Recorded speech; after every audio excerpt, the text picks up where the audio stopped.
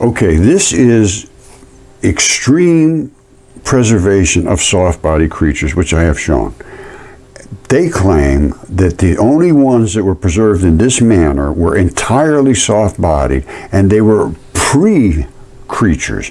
They lived before there was even any shells or teeth or bones. That is just totally wrong. I have bones. I have all kinds of, this is a hair follicle. I show it as 2 inches wide. And there's the erector pili muscle, there's the sebaceous gland, there's the little papilla at the bottom, the vein and artery, there's the shaft that comes out the top. I'm going to show you this in so great detail. And this is what, they have stolen the keys to the castle and to your eternity. And it's because of a dislike for God. We all came from a slimy petri dish. This is exactly what they say. Let's get started. Now, let me try to explain to you why this is so important. There's really 2 things to our world, our nature in this world. One of them is our body, which we have to make our intelligence work, to make our understanding work, to make us mobile, to make us get around and do things. And then you have your soul, which is, to me, the soul is not just like a religious sort of thing. No, the soul is how you deal with life. And that will indicate how you progress or regress. It depends. You're here to learn. I believe you just continue on and on and on and on. If you go up, if you don't go up, I don't know where you go, but you're not going to go up if you don't learn. If you don't try to understand. And if you just accept everything you've been told, you are not even trying to understand. Search until you find. And when you find, you will be very disturbed, and then you will marvel. Words from Jesus Christ, and the earth, or the world, is a corpse. You can take that in a couple of different ways, which we will discuss uno momento. Okay, my friends, this is going to be an interesting discussion. I've been digging around and finding all kinds of things that relate to words that were written in the ancient texts. And they appear to hold some serious validity, relating to all of the things that we laughed at, giants and dragons and monsters and eternity and immortality and all these things. And all these ancient battles and raging battles in the heavens and just insane things that you think are insane. But once you really research them, there's a lot of validity here. Every single culture on the face of the planet had the same basic story. Little twist here, twist there. Put it all together, it's the same story. So what does life mean? Is there a meaning here? This is very deep. I mean, it's as deep as it can possibly get.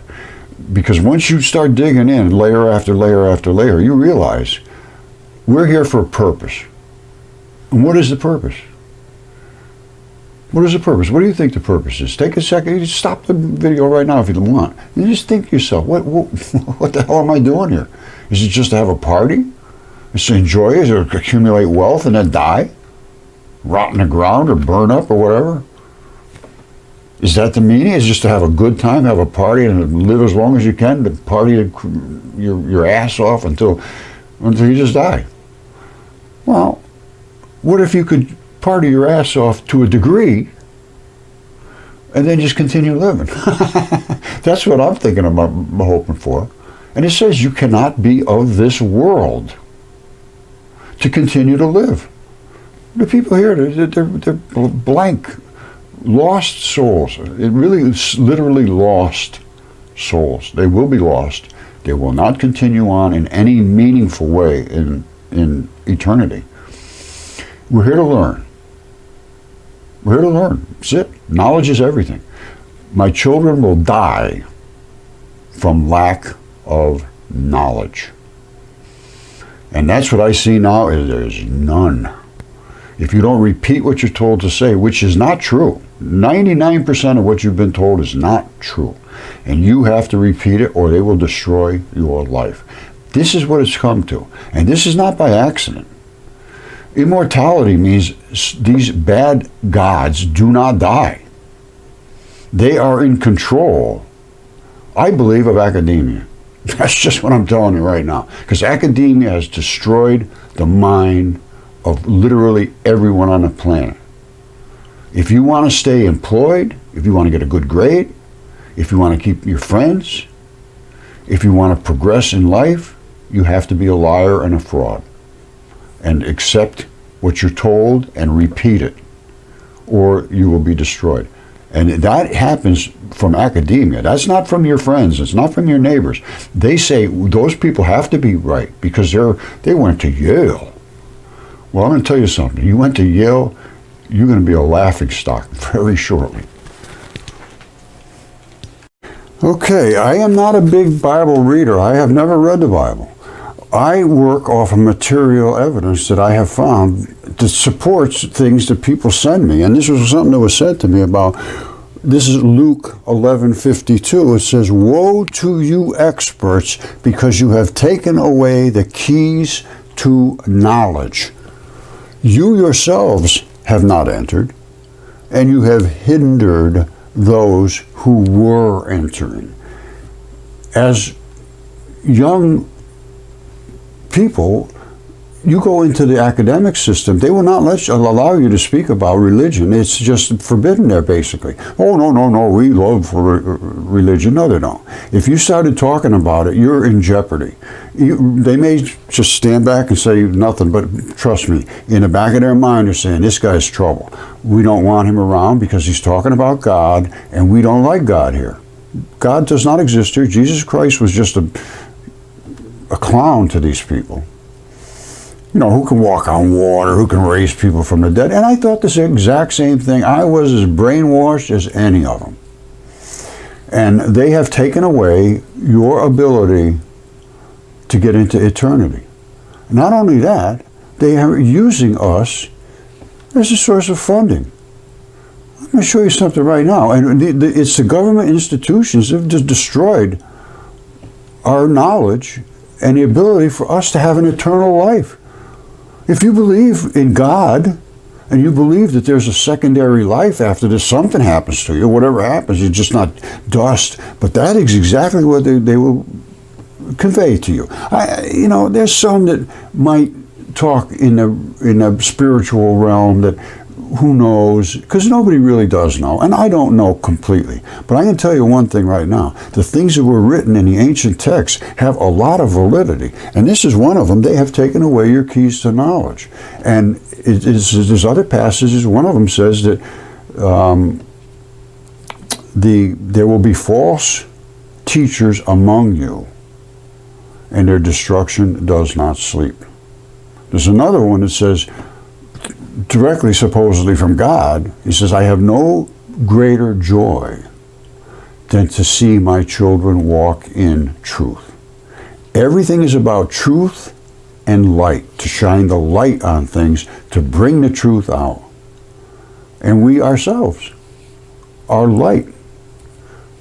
These things have been very, very well covered in these ancient texts and completely covered up by the current academic enlightened people that know everything and have been the fact checkers that say, you can't talk about that because we don't peer review that. We all have our own ideas and they're all the same.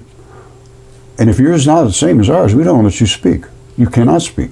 Now, there is some validity to that when people are just total liars and they're just, they're lying, and you can see a car in front of you, and the guy says there's no car there. Well, that guy, I don't let speak either. What's he going to say? What are you going to do? Argue with him? Say the car's there? I go up and touch it, it's there. And he says, no, the car's not there. That I can understand. But when you come with evidence, you say, here's the car.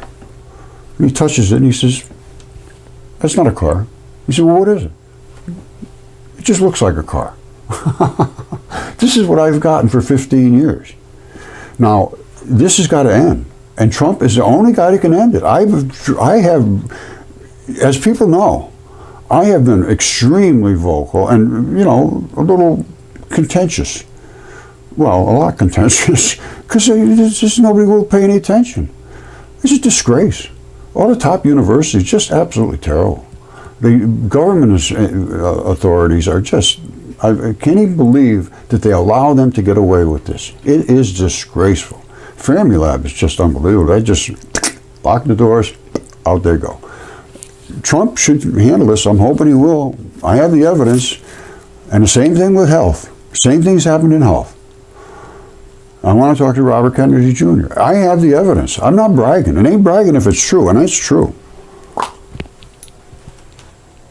Okay, my friends, I don't know what the claim is that they're claiming this, what they consider to be a creature is, but I am going to tell you what I think it is, and we're going to examine it and think about the details that we see here. Now, I don't know what they see, but this is from Yale. This is Lydia Tarhan. They're calling it the Tarhan. Well, here, let's see if we can see what it is now. This is her research.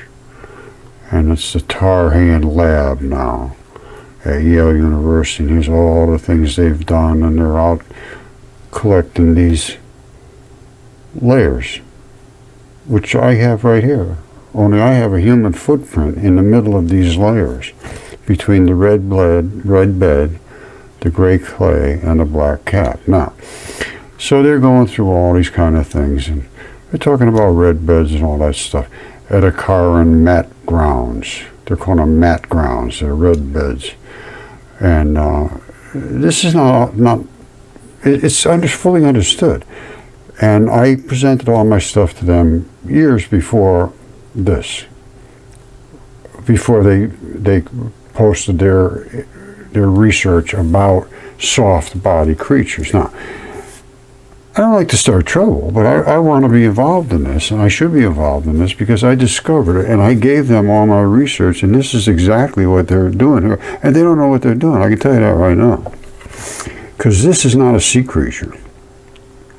If they can show me some organelles or anything like that in here, which they cannot, this is a tendon strap. You say, oh, what's a tendon strap? Well, in your body, you have a ball and a strap like this, and the ball locks in, and the strap pulls back and forth through the tissue. This is tissue. And now this might have been one of those arched ones that pulled on a flat mat. That's possible. I can show you that. And there's another style, and I have one here that it just lays flat like a ponderosis tendon, which they're both, I'll show you them. But you see these wrinkles here? What's that doing there? That's pretty regular. You see this here? And that there? And it's right over here. And this circle here. You see that? You see this black over here? You see this red over here? Over here, the red. You see this circular, a circle within a circle. There's a circle here within a circle here. And anybody that's in the Mudfossil knows about the red and the black and the yellow. That's the colors of blood, oxidation states of blood. Now, you see how perfectly round this is? And it comes right out to that seam. All right, and you see all those little tiny fibers, little bitty fibers.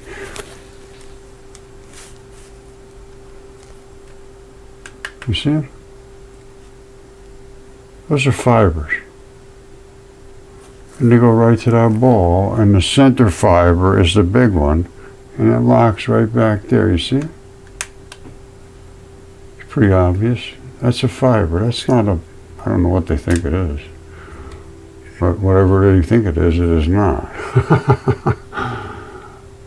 So let's go into the Mudfossil eyes and see what we see here, and see if I can show you these things and show you what these fibers are and what these abrupt transitions are and what these circles mean and what this center is.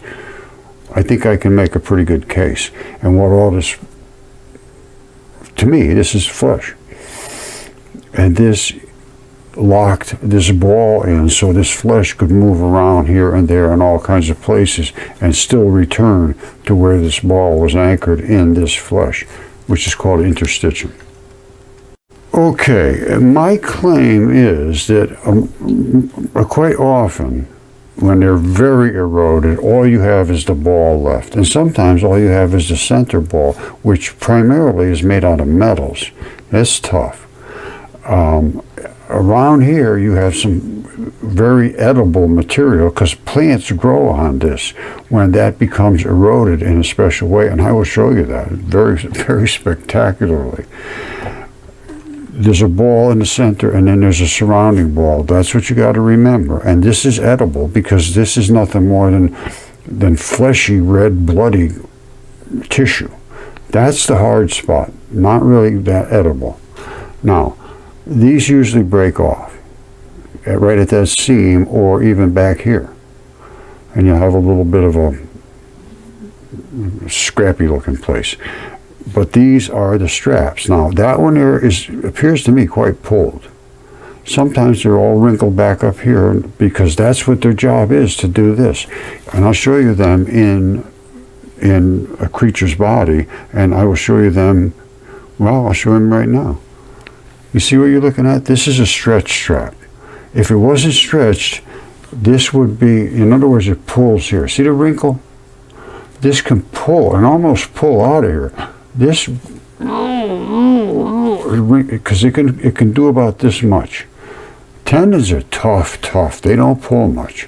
So this is about as much of a wrinkle as you're going to get. You see it? Wrinkling back here. It's actually moving in its socket when you're alive. When they harden up hard, and they don't move anymore. Obviously, they turn hard. That's the preservation. Now, so this is mostly going to be missing, but I'll show you the details of all what happens here and how spectacular this is. And there's not just one of these. You see, they shot this right down into just looking at this one. I'm not sure whether they did that on purpose or whether they just wanted to show you a nice big tight shot. But I'm going to tell you what, if this is what I think it is, there's going to be a bazillion of them around there, not just this one. Or at least you should see more than just one. And they're so cropped in there. I think that was done on purpose, just to look at this one single one. You see that shot from Lydia Tarr hand? There was a ball and then a strap coming out of it. Well, these are them right here. It's exactly what she was looking at. Now, these got a little wrinkle to them right in the front here, but she had the ball stretched out, and that ball was the anchor. You see some of these, all you got left is the ball. But the strap gets pulled, like, you see this one here? If you crop that right around just what they say, you would never see all these. You'd just see the one of them. Well, I'd like to see the main shot, because I'm going to tell you what this is. This is the underlayment of the skin. You have the skin, which can wrinkle and pull and stretch this way and that way and up and down, and it's supposed to come back to wherever these balls are anchored.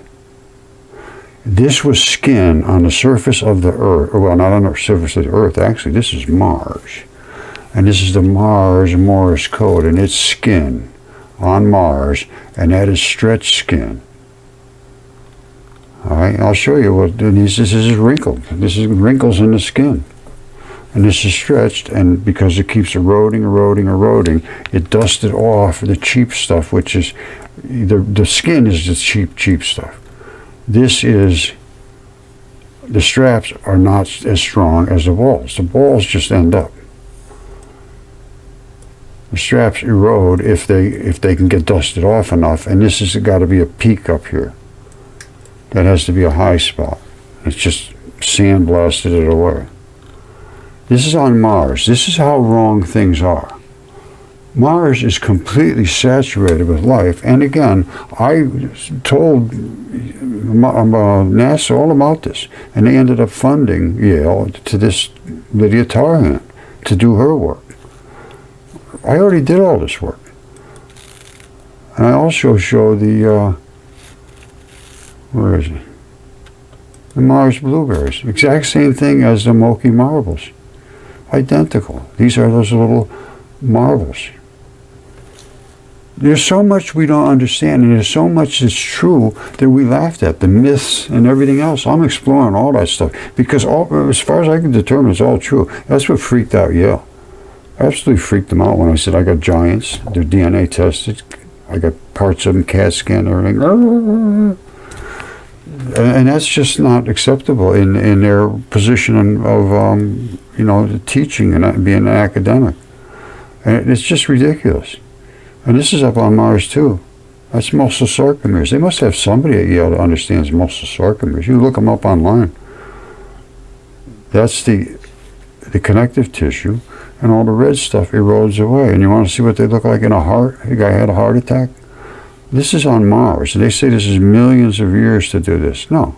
When it almost got, well, it did get hit by Venus, destroyed it, killed it, wiped out its atmosphere, and it's a red planet because this is nothing more than flesh that is eroded away. The bloody stuff in the flesh erodes away and turns into dust. These are nothing more than red blood cells. Yeah, that's true. You want to see what a sarcomere looks like in a heart? And you want to see where there's some other ones? Well, stay tuned. These are the sarcomeres, and this is how they pull together. The connective tissue, the white stuff, is never erodes. It's tough as hell. These things here, the sarcomeres, and where they pull in like this, that just erodes out where there is no moisture. Now, this is what they look like in a heart. This is a heart attack victim. Rip the sarcomere so that the muscle cannot constrict. This is the sarcomere layers of the membranes, and each sarcomere is all by itself.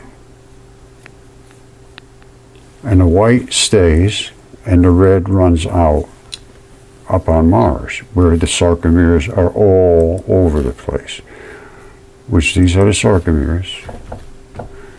Continually over millions of years. No, that was a body that when it died after that collision, it laid there and died, and then it was dead. It didn't take millions of years to die. And then, of course, it eroded. But that was not millions of years ago. It was recorded by Velikovsky, who did the research everywhere in the world. They all had the same story, 3,000, about 700 years ago, around 1500 BC.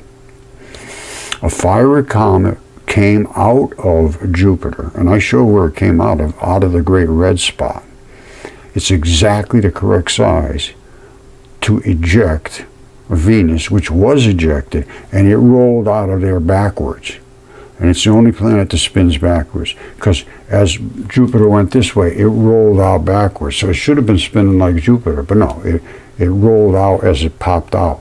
And it came to Earth and wiped almost everything off on Earth. It created the Great Flood, the Triassic era, which was only a couple of weeks probably, tops.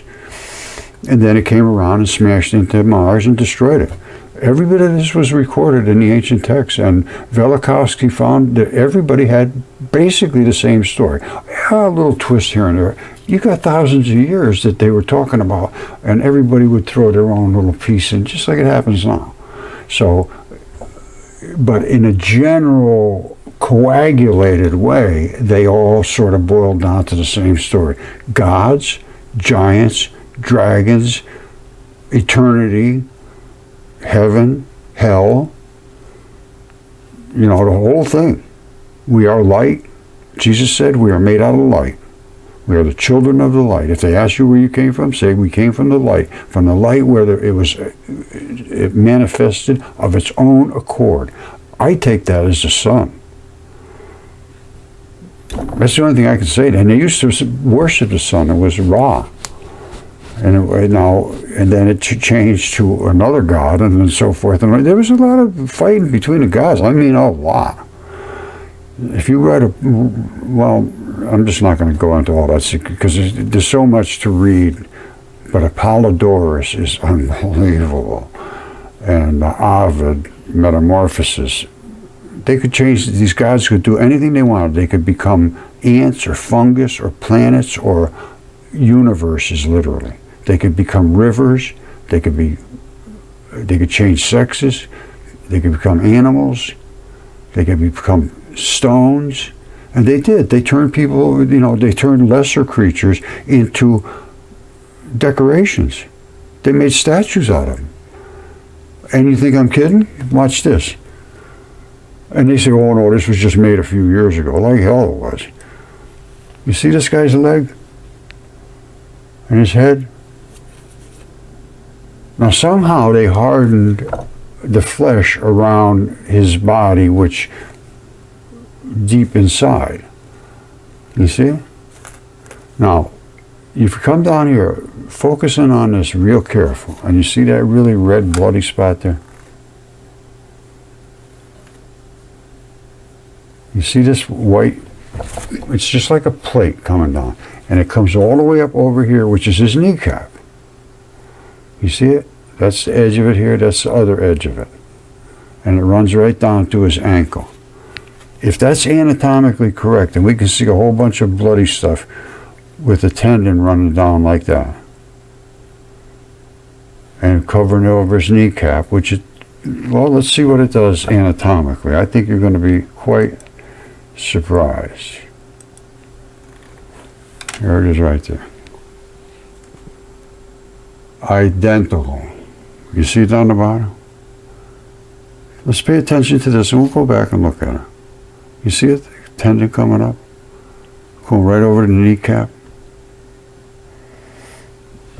And then over the top of that, you've got a layer of flesh that covers the muscles. And, you know, it's that, it depends on how heavy you are, but it's like a, hold on a second.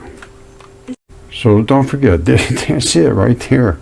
It's just exactly, there's no question whatsoever, that is biological. In my mind, as nobody can convince me. Plus, his arm broke off, and you can see the bundles of muscles. Now, they tried to fix him. They tried to fix all these things. And they put an iron rebar in his head to try to stabilize it. And, of course, it rotted right out. Watch. See, I don't know how they did this, but they somehow snapped, like, the surface of everything and made it hard. Because underneath here, that's sort of fleshy stuff. Now see, they try to put a wire in here to stabilize it. And this is, I'm sure, is reputtied and so forth. And back here, they try in his ear and everything. This is not natural. That wasn't here. You see the different color, even like here. They tried to rebuild them. You see his shoulder? That's right where the bone goes, in your shoulder. There's his armpit.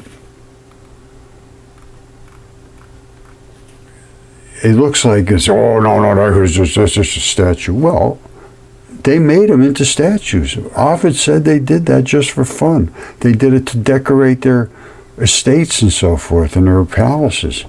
And there's things that we just have no clue about. Now, remember, see this guy? He's all deteriorated here. They used him. Here he was originally. And he was holding up this bull. They used him as a decoration. And over the course of time, I think it was a bombing or something, and he fell apart.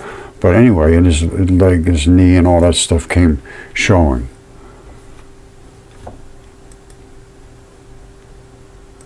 All right, so they're down looking up at his knee. We have so little idea of what things really are. Now, this thing here from Lydia Tarhan at Yale, I believe, is the same as these things. Now, that's why I believe they focused in on just one of these things, because here they are. That ball is the same as this ball right here. You see that? And look carefully. You're going to see this. See the round part here? All of that moss is growing on that food source, which is the ball of a tendon, which is locked in with all kinds of meat surrounding it, all around here. This doesn't grow into the ground. They grow, and look at this, the same like the Moki marbles, only these are the green balls.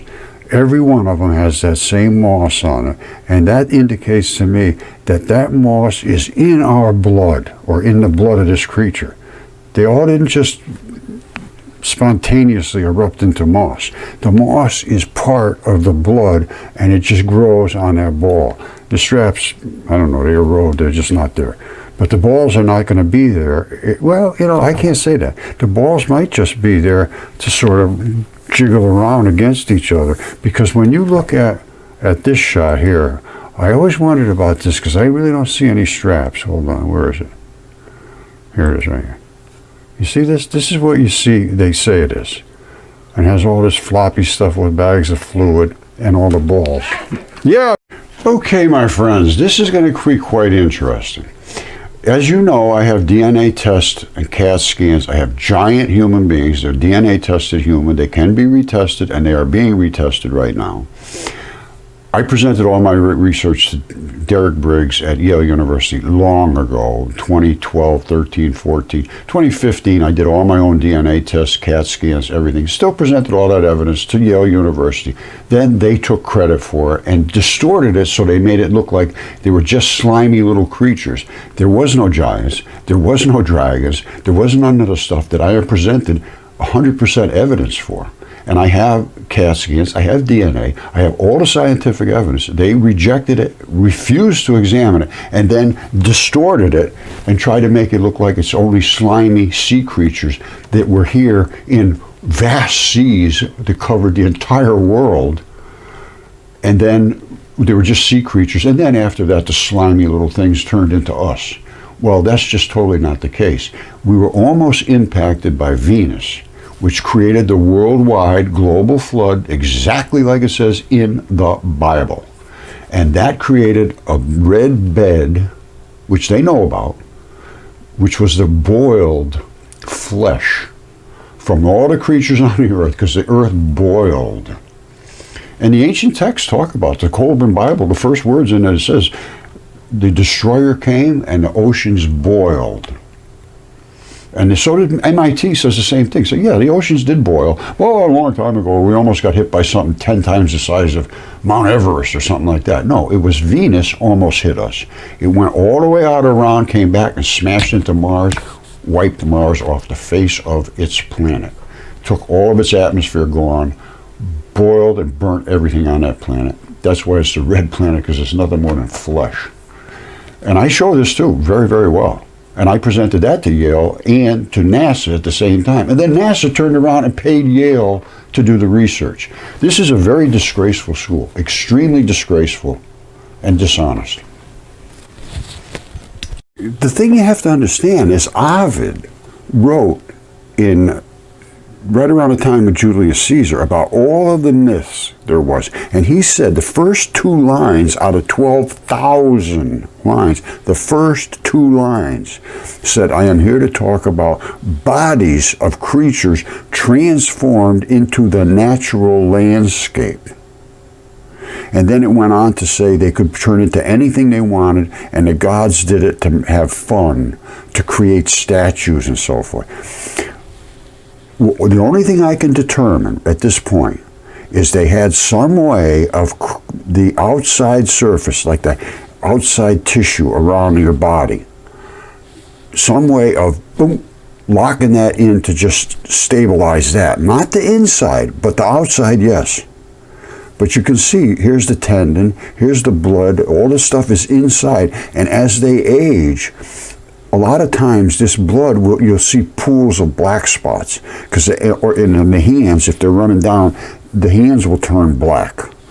That type of thing, because it's wherever the blood pools over the course of thousands of years, because these things were done, I don't know when. But I can tell you right now, that is turned into some kind of a stone, the surface. And that is just like if you touch your own leg, you're going to feel, you can grab a chunk of flesh, and that's it. And it's everywhere in the body you have that same chunk of flesh. Sometimes it's thin, sometimes it's thick, depends on who you are and all that stuff. But they turned these outside layers somehow, and I think I might have an idea how they did it. Because apparently they claimed that Russians, some soldiers, were just petrified. And I read the whole story on it. You know, it's hard to, I don't have any evidence, but they say there was like, I don't know, 20 something of them, and 2 or 3 of them were looking the wrong way, or they were behind trees or something. And when the other aliens came together, went, boop, and they said, I guess it was like a brilliant flash of light, and then these guys were turned into, they called it limestone. Well, no, everybody's got some words for this. That's basalt. No, that's limestone. No, that's igneous. Metamorphosis. It's just body flesh turned solid. Now, how did they do that? And how did they turn Lot's wife into a pillar of salt? And was she actually just turning around looking? Did it have to hit her in the eyes to turn her into salt, or could it just her body be exposed to that radiation and everybody else was behind a building or something, or hiding behind a cave, and she looked out and said, ooh, and that was it? I don't know. These are the things, don't look back. Well, she looked back. Did she have to get around something to look back, so she got hit with the radiation? Or did her eyes, if she was standing looking away and got hit in the back, would it have turned her into a piece of salt? I don't know. These are the things, I don't have these details. But I'm trying to figure out the chemistry, and I'm getting a little close on how they might be able to do something like that. Maybe. These are, let's take, well, I shouldn't go into this, but I'm going to just go real quick. You know how a microwave works. You turn it on, and anything that's got water in it, and it heats up. Well, why? It's shaking those water molecules back and forth until they're so hot that they really just change their state. And they turn from cold to hot. They just start adding more and more electrons into that water. It's pushing electrons into the water, which makes it heat. And it's just slam, boom, boom, boom, boom, boom, at the right frequency. Now, what if they slammed these things at all kinds of different frequencies that were related specifically to adipose tissue, membranes, phospholipids, and they knew all of these, and they all just locked in one time and stabilized. Because that's what happens to mud fossils. They stabilize, and I don't think it took all that long. I don't think they went beep, and they stabilized. This was in the Great Flood. And these are all and these were supposed to be before there was any life on Earth. Because these came, and they're right from my backyard. I have a huge, well, it's not huge, but I have a big piece of property. And it's all stone walls, and I took a ton of this stuff just right out the stone walls. I didn't have to go even running around digging. And then there was another place, they dug out a place in the back where my wife's office is, and they put a big pile down. I found all kinds of stuff in there. And I have a Triassic human footprint in the middle of the 3 layers of Triassic rock that Lydia Tarhan talks about. And I'm in Connecticut. They have to go over to Australia or somewhere to dig around out there. Absolutely insanity. And I presented this all stuff to Yale. This is the problem. They're trying to hide the truth about our past. These things indicate that there is a God, there was monsters, there's all kinds of things. Dragons are everywhere. And they refuse to even discuss it because they know that this puts them in the most poor light that there is. Because they hate God. They don't want God in their life. They want us to believe that we just turned from slime and just we're here to make more money and pay them more money so that we can make more money. It's all about money.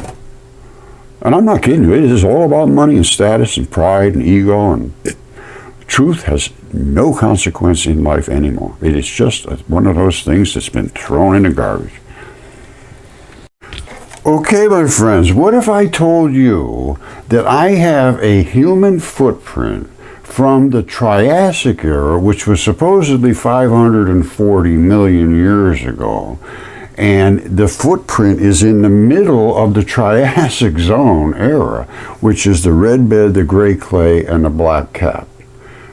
And this is exactly, I'm in Connecticut, and this is the biggest zone for this particular formation of excellent preservation, and I have it right here. And this is the footprint right here, stuck through the red bed. Here is that actual footprint. Now, this is the Triassic signature. There was a red bed, and then there was gray clay supposed to be on top. This guy stepped on that gray clay and pushed it down through the red bed. And there's the gray clay underneath the red bed. Not supposed to be. It's supposed to be on top of the red bed. But he pushed it down through. Therefore, unquestionably, this was soft because he can push it down with his feet. This had to be wet and muddy because that's all it is wet, bloody mud.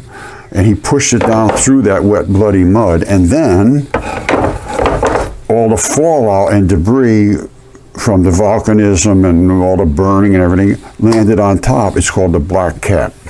Can I show that there's evidence to show that they understand this? Absolutely. They're talking about the origins of dinosaur dominance, because this is where they found the dinosaur footprints, and they think these were the first creatures to come around after the Triassic era. It's silly. Red bed, gray clay, black cap. This is it. Exactly where I am. Exactly where I am. In the Connecticut Valley Rift Basin. I'm 15 minutes from Yale. They refuse to discuss this because it upends everything they have said. And we are being refused the keys to reality for their own funding and their own status and all that stuff. And they actually took my research and used it against me, saying that there was nothing but slimy little sea creatures. When I show you something, this is going to blow your mind. Hold on. Okay, as always, I got interrupted a couple times. I either showed you this or will show you this in extreme detail. This is an anchor from a creature, and that is the strap that anchors that into the body. So this is the anchor. The strap can stretch a little bit. You see this? You see this little wrinkle here? That's so that this can pull a little bit, and it wrinkles a little bit here. This is fleshy stuff. This is the strap that is on a ponerosis tendon. What this does is it locks in with teeth into the flesh so that it can be pulled against by these tendons. These are in your abdomen, in your chest, in your back. These are the tendons, not the ones like that run in your leg and your arms. Those are rope tendons. These are aponeurosis tendons. Now guess what? They're showing this, talking about being a little slimy sea creature, and that the whole world was covered with these sea creatures at this time, because that's all there was sea. And these little slimy things all turned into human beings. And they're talking about, they studied this very carefully, the interval of time in which complex animal communities appeared. Before this, they say there was nothing. They say they discovered this Ediacara biota is the first creatures that existed on Earth, and they had no bones, no teeth, no shells, nothing. They're just slime, and that's how we came about. That's why they want to do this and subvert the truth. I have presented all this to her and to Derek Briggs at Yale long ago, long before they put this up. My paper's out a year before his, and Derek Briggs and Tarja and all them. And now listen to this. They say that's a little sea creature, a little slimy thing. They're showing this big, huge picture of this one little thing. I don't know exactly what they're showing, but I can tell you what. This is the same as that. This strap right here is the same as that strap right there. This ball right here is the same as this ball right here. You see the strap coming in and that ball? And guess what? I said it anchors in with teeth. There they are right there. That's how this thing anchors in. That is an anchor. Snap, just like that. And you can pull this strap against your body. Your body pulls this way and that way in all these different ways. And this is where the fleshy stuff is on the sides of the strap. Exactly like this. There's no difference whatsoever. Only mine is big. Now, all my stuff is big. All of it's big. It's like this hair follicle I got around here somewhere. Hold on. I show this a million times. Hold on a second. I got a couple things that are going to destroy your mind. This is a hair follicle. That's where the erector pili muscle right there attaches right to there. This is the sebaceous gland, this globby little goo. It slid down the hair and it's laying right up here now. You see it? There's the hair follicle. I mean the hair shaft that comes up the top. And it's flat-sided, so it's a curly-haired person. There's the shaft that comes down. At the very bottom, you've got the two little round spots. You see them? Those are the hair papillae, which are the vein and artery, the blue and the red. And that's a hair follicle. It's 2 inches wide. That's pretty much bigger than your average hair follicle today.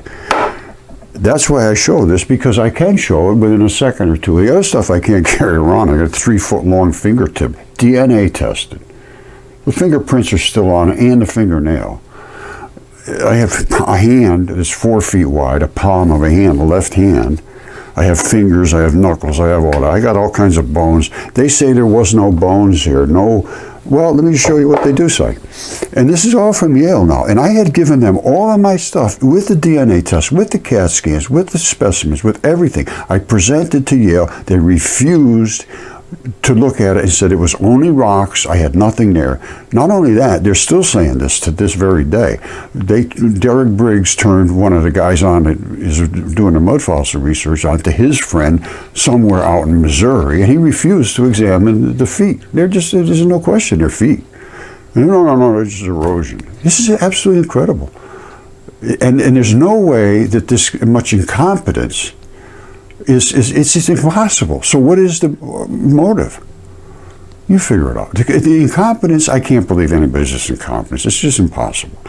So that there has to be a motivation to deny reality. What is it? Is it just for the money? Or is it because they hate God? Okay, now don't forget, I presented all my evidence to Yale in 2015, including CAT scans, DNA, all that stuff. And here's what they're saying. In 2016, they released their paper after being funded by NASA. Because I alerted NASA, too, that as the stuff is on Mars, it's the exact same stuff.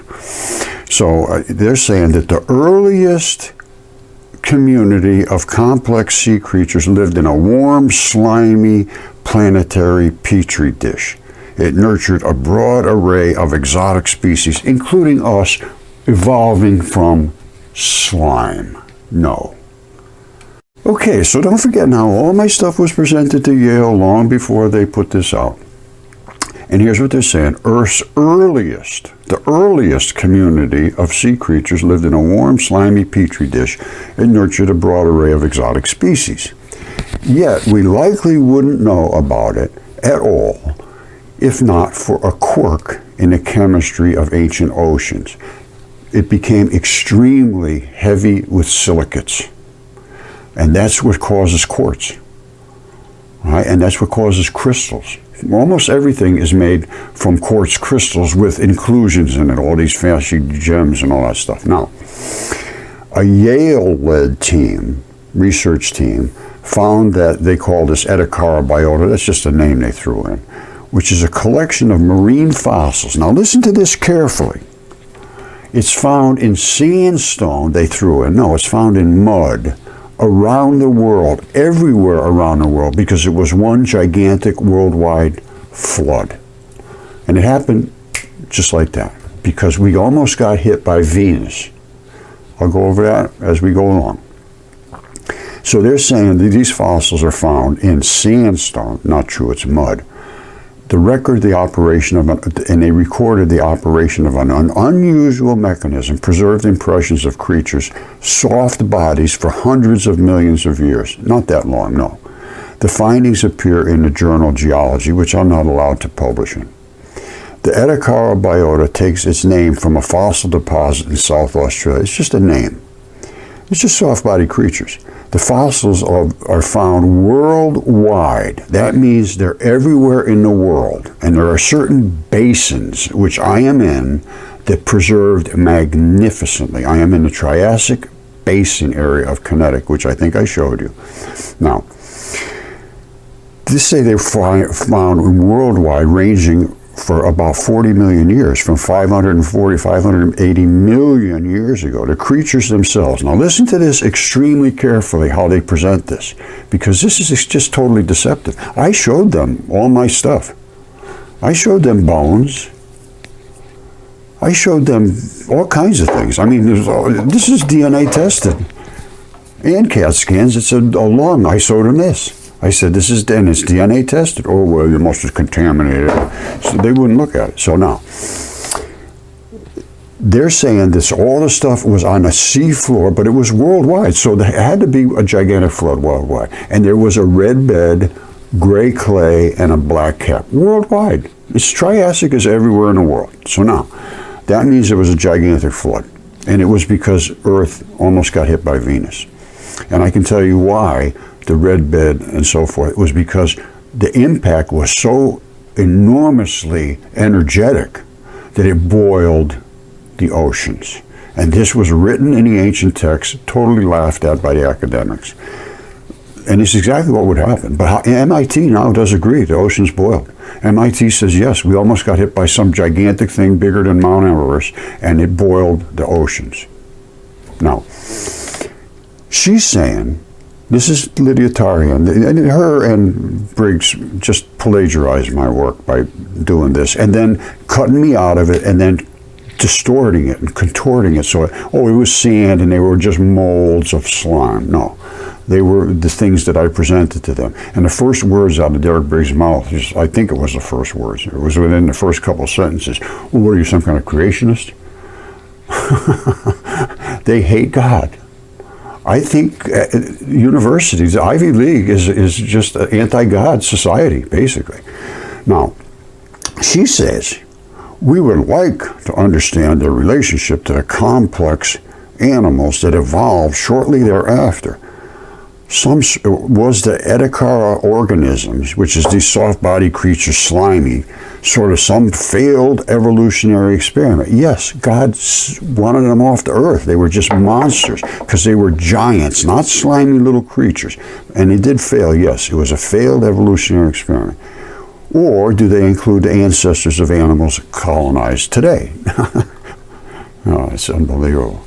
Listen to this. A big part of the answer involves figuring out how these fossils were able to form. I've shown it exactly. You can make them all day long. It's from boiling the creature entire with the blood in it and everything in a highly silica solution with salt waters in a high, long period of boiling.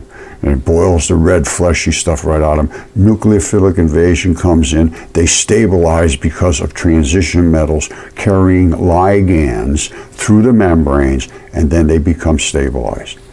I've shown it hundreds of times.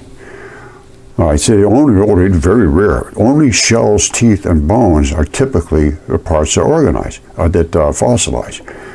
Now, fossil photo from what the researchers realized, they said, was the oceans during the time of the Ediacara richer in dissolved silica than they are today. That's because the siliceous ooze on the bottom of the ocean is 2.5 times heavier than water. When the earth wrenched, it just came all over the earth and it super saturated the oceans. So that is why they're richer in dissolved silica. They come from the siliceous ooze on the bottom of the oceans. Look it up. And once it's settled down again, it's 2.5 times heavier. It's down there now again, and it's thick. Now, it enabled the transformation of loose sand, no, it was mud, to turn the animals into rock to occur over a matter of hours or years, not over hours. That's totally wrong. Rather than the usual time frame, thousands to millions of years. Now listen to this. Listen to this very carefully. It's exactly what it is. It's a great flood. These organisms were rapidly buried by sand during underwater storm events. No, it was mud during the impact of Venus to Earth. Lydia. This process of cementing the sand grains, mud, around them must have happened rapidly during the Great Flood, Lydia. Because otherwise, by the time the carcasses rotted away, they don't rot because they were boiled, Lydia. The sand burying them, the mud burying them, would have simply collapsed into the hollow left by the erstwhile carcasses. Well, they didn't go erstwhile, they're still here. The team conducted its research using detailed microscopes. Well, I got a detailed microscope right there I use myself. The researchers were able to measure the elementary composition of cements on a micron scale. And then here it is. Yale postdoctoral Derek Briggs, who took my research. I sent to him years before that. He rejected it. And then guess who paid? This is the Yale, and all the people at Yale took credit for this. And the research was supported by National Science Foundation, us, and the NASA Exobiology, us. NASA postdoctoral affiliate, us, Foundation of Complex Life by NASA, us, and the only reason they paid them that I can think of is because I went to NASA too, and I said, you got the exact same stuff on NASA as you got here on Earth, and here it is right here. You see this? Where is it? Hold on. Roger. NASA, over. Houston, we got a problem. Houston, we got a problem. Hold on, NASA. Ground control to Major Tom. You've been to Bennu. What have you found? This is comet asteroid Bennu, and Major Tom been up there. No, there's nobody been up there other than a spacecraft. Landed on here, grabbed a chunk of muscle, because this is a heart. That's the heart. These are tubes coming out of the heart. They have nobody that has any common sense. None, zero. I can't believe them. They came back with this. And this is the phosphate surprise. These white layers layering these. These are muscle sarcomeres from a heart. This white thing, they said, ooh, the phosphate surprise. Well, the phosphates are phospholipid membranes. They layer the layers of sarcomeres, which are heart sarcomeres. They need to get somebody that has a little ability over there at Yale. It's unbelievable. And here's this heart sarcomeres. It's the same thing, identical. And guess where they are? They're on Mars, who I reported to, the same time I reported it to Yale. And here they are on Mars. I said, you guys got biology all over Mars. You're looking for microbes, and the stuff is sticking right in your face. And I mean in their face in a number of ways. These are connective tissues of sarcomeres. This is the red erosive flesh, bloody stuff that comes out of the sarcomeres. That was normally the stuff that pulls it in. And you can see this is Mars because there is no rivulets. There's no erosion by water. It's just dusted off. And guess what else is up on Mars? Well, Roger, what's up on Mars is the Mars blueberries. They saw these, oh, that's nice. Paradiola, just go somewhere else. We'll explain it. No, we can't explain it. Well, how about the Mars crab? Can you explain the Mars crab? Nope, can't explain that. Let's just go somewhere else. Well, the Mars crab is an artery, and it happens to be feeding these muscle sarcomeres. It's just like Earth. It's completely covered with gigantic creatures, way more bigger than any bigger ester than anybody ever knew. And even this here, you see this? This is Arches National Park. You know what that is? That's the same thing as this. That's the same thing as this, only that is so relaxed that the strap is not pulled at all. That ball is the thing that locks in, just like Lydia showed. And guess where it is in the human body? It's under the microscope. It looks like, hold on, I have a hard time. There it is. That's what it looks like. That is Arches National Park with the ball on the other side. It pulled out and eroded away. The ball is still there, and the strap is still there, and these are the tendons. And they use these to make the walls in Peru and all that places. They use that tendon from these giant creatures. And they had machines here. They could do that. They had machines. I showed us all stuff. They had tracks and machines and cutting slabs out of it. None of this would be discussed in academia because they wanted to keep you under their thumb. And now you realize that everything they had been telling you is just literally fraud at this point. It's just complete fraud. Now, this is the heart. They sent Bennu up there. They came back a year ago with this. I reported this to everybody. University of Arizona, over and over and over, no response. NASA, no response. Nobody responds, zero. And that is a heart. That's the biology of a heart. So is psyche, a heart got too close to the sun or somewhere, and it roasted the outside and actually turned the blood into metal. This is a heart, and they came back with those sarcomeres. I know I just showed you this stuff. They came back with the sarcomeres. They look identical to these sarcomeres here, with the layers of phosphates in between and the blocks of sarcomeres. And here they are right there. That's the Bennu sample. That's the Bennu sample. There's no way to deny this, and they refuse to engage. They could probably get DNA out of this. I have meteorites here in my shop, several of them, that still have a lot of blood in them. I'll show you one right here. I can get blood out of this in 2 minutes. If I can find it. Here it is. Oh, watch this. Watch this, my friends. And Lydia, pay attention. All right? Smarten up over there at Yale. This is a meteorite. Hold on.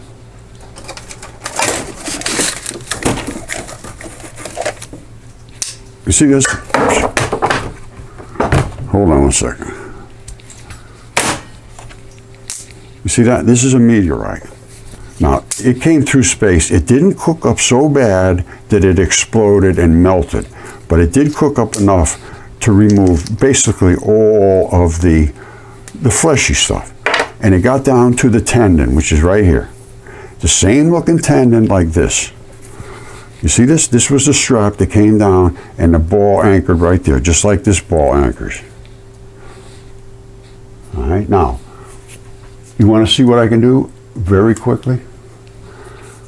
All right, so don't forget, this came down and made a plate right here. Then there would have been another one on top and another one.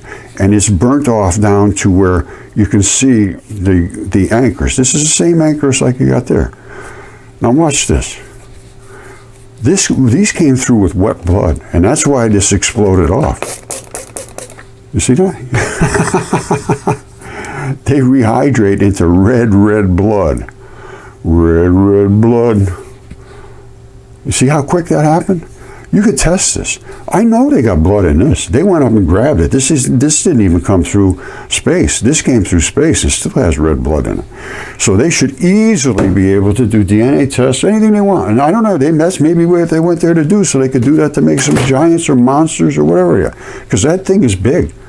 And Comet 67P is a hip joint. I have all of this stuff so well documented, nobody can stand up to me. That's why they hide. And here's another one that's DNA tested. This is a left hand. Stick your left hand out like that. That's the little cleave right in there. That little spot right in between. That's the pad that runs around. A little finger goes off this way. This is where the tendon runs down. Lay it back. You got the same tendon. The thumb goes off this way. This is grip skin, the silver stuff. That means you got like a rubber glove on your hand right now. And that's all of this stuff is just expendable. And it's so expendable that it just flakes off and there's no big deal about it. And I'm going to show you this, and this is 4 feet wide. Here's a fingertip. I have a bunch of stuff from this. I'm probably going to show you a lot more about it. But this is here. This piece is broken off. There's the bone. I showed it's like a CAT scans of this.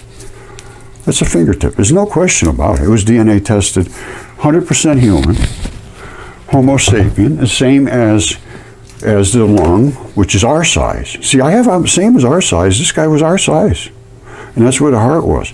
They died like that, boiled off everything, and what was left was because of the fascia. I call my paper fascia-facilitated fossilization of exceptional preservation of soft-bodied creatures. And they just basically took my research, because I gave it to them. I said, look at it.